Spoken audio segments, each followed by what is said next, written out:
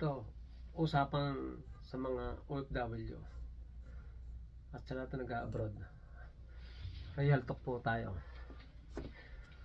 Pagka nakarating kayo sa abroad at nakatapat kayo ng employer na mabait at okay, marunong maka-appreciate sa mga ginagawa nyo, lalo kung masipag ka, pasalamat ka pagka ganun yung amo mo. Kasi bihira yung ganun amo na sasabihan ka na hardworking ka o ano, tapos minsan di ka man humihingi ng increase sa sahod mo, magulat ka na lang, dadagdagan sahod mo.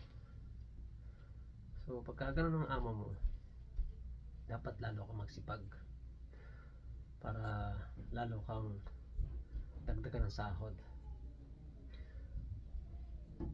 Tsaka iwasan nyo sa mga nag-aabot, sa mga boss nyo na sumagot, na mareklamo.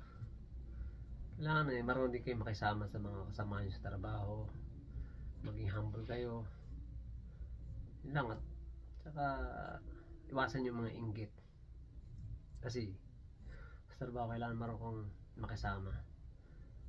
Basta gawin mo lang kung ano yung responsibilidad mo, ano yung talagang ginagawa mo araw-araw, yun lang. Tapos hindi ka nalilate, yun.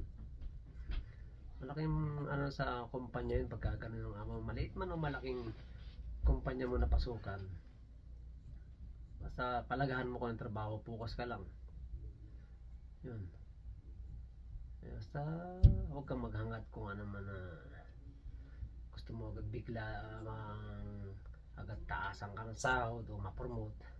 Iwasan nyo magsip-sip sa trabaho, kasi hindi ka man nagsasalita, nakikita ng amo mo yan, ng boss mo, kung paano ka magtrabaho.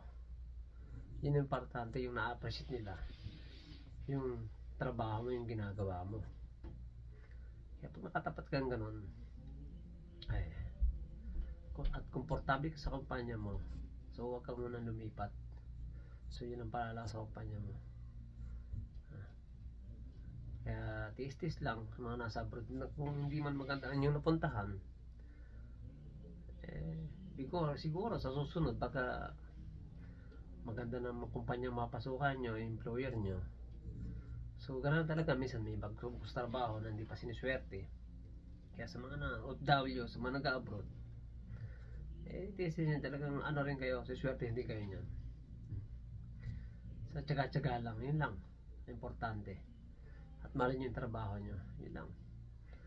At yun lang masabi ko. Basta ingat-ingat lang po tayo kung nasaan man tayong lugar na bansa o saan man abroad.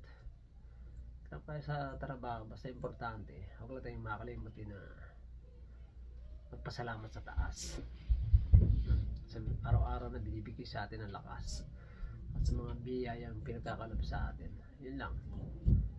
At lagi tayo mag-pray. Yun lang po sa mga OFW, mga lahat na nag-abroad. Ano po tayo, trabaho lang,